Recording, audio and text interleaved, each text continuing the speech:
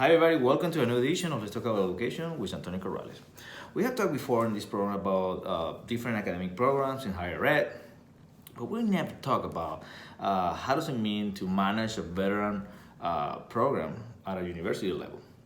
Well, today we have the honor to have with us Trisha Ruiz, future Dr. Trisha Ruiz, who is the Director of Veteran Services at the University of St. Thomas. And she's gonna tell us in simple terms what does it mean to manage such a program and what does it mean to reach higher level of management in higher education being a Latina. Trisha, thank you so much for being here. Thank you for having me. Appreciate Absolutely, it. absolutely. Trisha, why don't we start a little bit by letting you introduce yourself to the audience and kind of letting them know how do you get to where you are in your career. Okay. So my name is Trisha Ruiz, and I'm the Director of Veteran Services here for the University of St. Thomas. When I was in high school, I had really good grades and I had the academic background to go to college, but what I didn't have was the financial resources. I was raised by my grandmother, and so college literacy wasn't something that was at the forefront of our, evening conversations at the dinner table. So shortly after high school, I joined the Army, where I served as a military police officer for 6 years. And when I had my daughter, I decided that it was time for me to focus on being a mom and no longer focus on being a soldier because she was my priority. So I separated from the Army after 6 years and I attended the University of Texas at San Antonio to work on my undergrad degree. When I was there, I definitely had a difficult transition because I did not look like the other students there. I was older, I had a child. My priorities weren't quite the same as those college students. So I found that it wasn't just me though, other veterans that were older that had a different set of life experiences. We were going to the college classroom and we were bringing up things that these other 18, 19-year-olds hadn't experienced. So I started working at the VA office there at UTSA, and I started off as a work study because I enjoyed connecting with other veterans. And we were, at the time, this was 2008, we were just figuring out what the GI Bill was. We didn't know what it did pay, what we could do, what we couldn't. This information wasn't readily available, so we were what we call in the military barracks lawyers. We were just giving each other advice and trying to piece things together. So my senior year, I worked at the VA office there.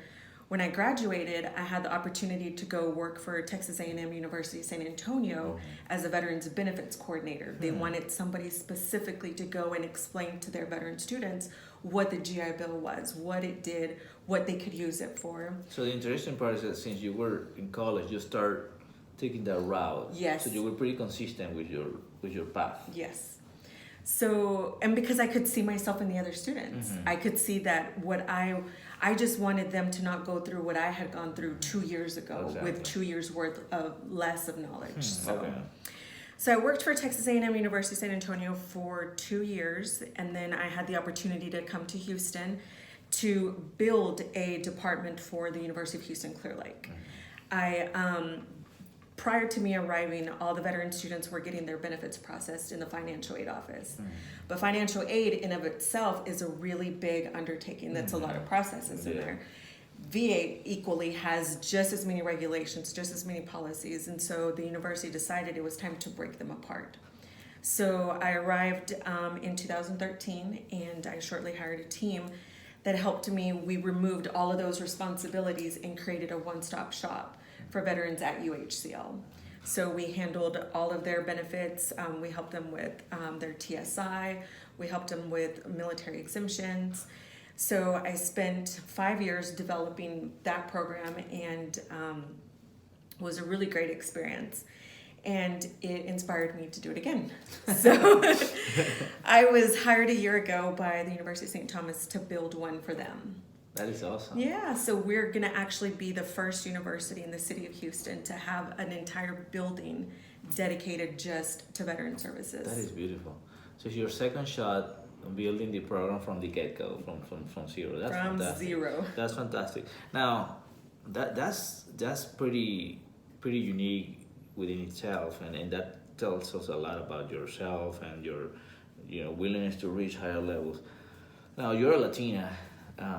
like I am, and so in your case, reaching higher levels of management and higher education, but while being a Latina, you know, have you seen difficulties with that? Have you experienced barriers by being a female and a Latina at the same time when trying to reach higher levels, and also, you know, in a field which could be male predominant in especially in the management area? Have you seen some barrier? Have you experienced some challenges? I think it took me a while to notice that they were actually barriers, and for me to recognize it. But I would definitely say some of the biggest challenges were, one, I didn't even know that higher education was a field. I didn't know that this was a profession. That when I sought out to do my undergrad degree, I did not seek out to become a director of veteran services. It just kind of it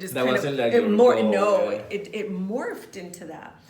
But now that this is an emerging field, that we are seeing a large amount of veterans going back to higher ed, especially with the inception of the post 9/11 GI Bill. Now more research is needed, because if these veterans are coming at high enrollment rates to different universities across the United States, the universities have to be prepared to meet those student needs. So I think that, coupled with me not knowing that it was a field, with a field that is very new, research is still, it's a lot more abundant now, but 5 years ago it was hardly there. Like brand new. It was hardly there. So navigating that, and then especially in a world where people don't look like me, I think that not only because I am a female and I'm Latina in a heavily male-dominated field, also my age doesn't help. Sometimes I feel like that also can pose a barrier for me because I don't. You have to be proving yourself all the time. Exactly. I don't have those years of experience behind me, even though I have the knowledge. Because this field is moving at a really high rate. I've had to learn a lot in a really short amount of time. So that's really interesting. So let's talk about what a regular day in your job look like, and then let's mix it up with some tips for some young Latinas that may be looking at us right now and be saying, "Wow, there is a field in higher education, and me being a Latina, I may have a child in 20 years from now, whatever." So tell us a little bit about how a regular day in your job look like. And then let's talk about some tips for future administrators. So our days typically never look the same. You can have a completely set out day and it can all go to the wayside, because this field, in a director position, it requires that you be very hands-on with the students.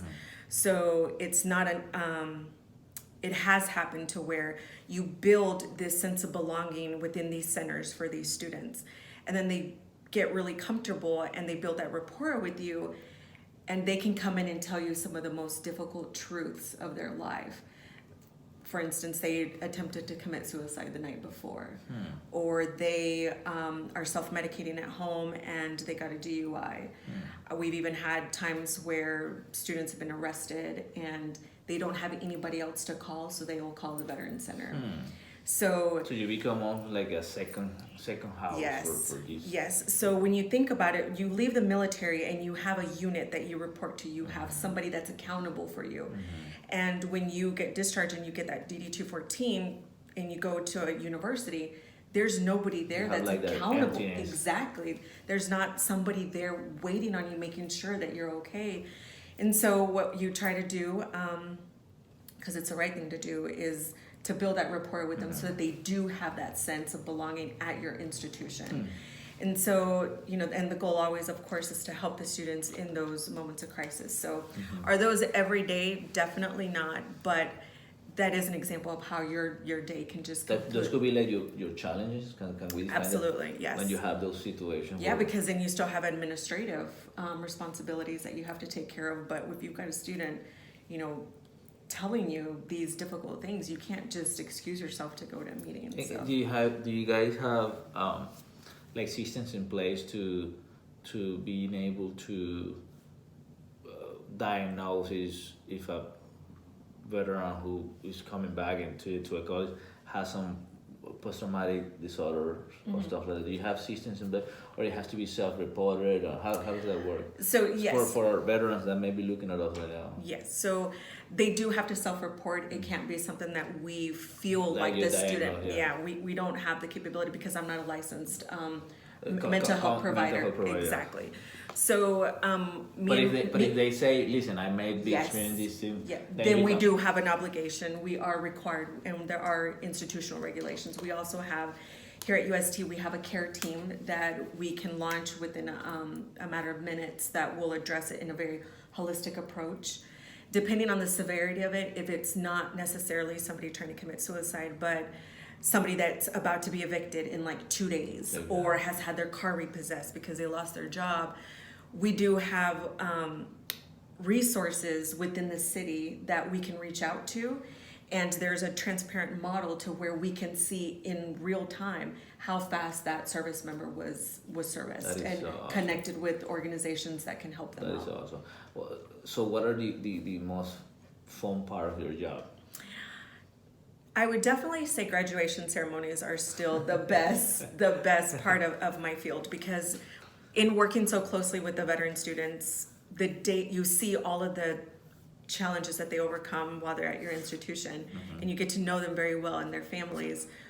Graduation day is still the highlight of it. Now, I know that, and I've heard that the government provides a lot of educational grants, right, or opportunity for so in your job per se, is it a big burden having to manage all those grants and make sure, because those grants have a lot of regulations and stuff that you have to comply with? I would definitely say that those are some challenges as well, because when you're running a center, it's not just about the student programming, having the events that keep the students engaged and keep them successful and retain them at your institution. In this role, you are also a compliance officer. You have to make sure that the institution's abiding by federal and state regulations that are constantly changing. Mm-hmm. The second half of that is you have a fiscal responsibility by being a liaison between the university, the Department of Veteran Affairs, and the student. So if you're not uploading the correct information in a quickly timed manner, you can impact the student's livelihood, because that impacts how quick or not quick they get their monthly benefits. Their funding. Mm-hmm. That's awesome. Their funding. That's that they live off of. Now, one thing that I ask all my fellow higher ed administrators is how to deal with bureaucracy. Is that something that I have seen in community college, universities, and I have worked in private sectors and pre-K-12 and universities, and I would say that the level of bureaucracy that I see in higher ed is pretty substantial. It could be frustrating for people who are pretty structured and going in. Yes. How do you deal with that without getting a heart attack or? I've definitely had to learn to exercise a lot more patience. Exactly. Because the thing about higher ed is, you're right, change is not going to happen overnight. Mm-hmm. In order to make an impactful change in higher education, it takes time so that you can execute it correctly. What I have found that has helped me be successful is to have a policy, either at the federal level or at the state level, that substantiates why the institution needs to make that respective change, so that you are in compliance. Like I said, this is an emerging field. The policies are constantly changing. So a lot of times these are the first times institutions are making these types of changes because it wasn't a requirement before. So just having a policy and saying, this is why we have to do it, usually has a good amount of success. Sticking to it. Yeah. Okay, so what can you tell us a little bit about your research? Because I know you're working on your doctorate and you're in the I would say the last stage.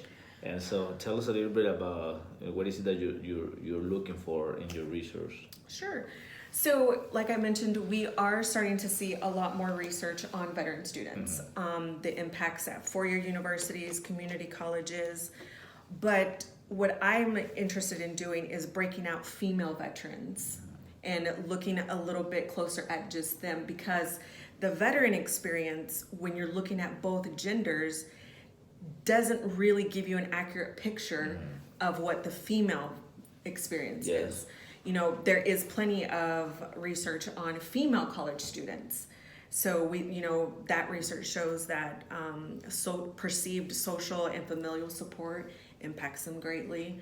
So I want to see if things such as sense of belonging, research also shows that interactions with faculty members and advisors is really impactful on service members. So that's another area that I'll be looking at to see if female veterans are doing better, have better success rates in higher ed, if they did have that sense of belonging at the institution, if they did have a perceived familial or social support through their own networking. So that is fantastic. That's pretty cool. All right, so final word of advice for our Latinas or veterans or future higher ed administrators who may be looking at you right now as a role model. What would you advise them to do to get to the next level in higher education? I think I am going to take a page from your book and I'm going to say, hone in on that passion. If you are a veteran and you want to help other veterans, because that's what we were taught in the military, is that we take care of our own, hone in on that passion and just keep moving forward with it when things get really hard, when the change isn't as happening as fast as you want it to, or it feels like the impact isn't coming as quickly as you would want to. Just stick with it, and in time it will catch up, and the institution's culture does eventually catch up, so that it lends itself to really having a healthy culture that does support this subpopulation and fully understands their needs.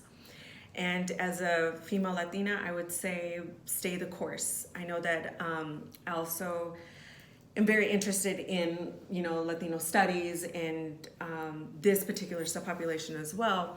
And it's the exact same thing. It's if you're passionate for seeing the next set of Latinos have it just a little bit easier than what we did and give them a little bit more knowledge than what we had available, just hone in on that passion and just keep pushing forward with it. That's fantastic. I want to thank you one more time, Trisha, for being here with us. Viewers, remember that we have this interview and many others in Antonio Corrales' YouTube channel. Let's talk about education with Antonio Corrales and sterlingevaluationassessment.com. Please help somebody today and see you next time. Thanks.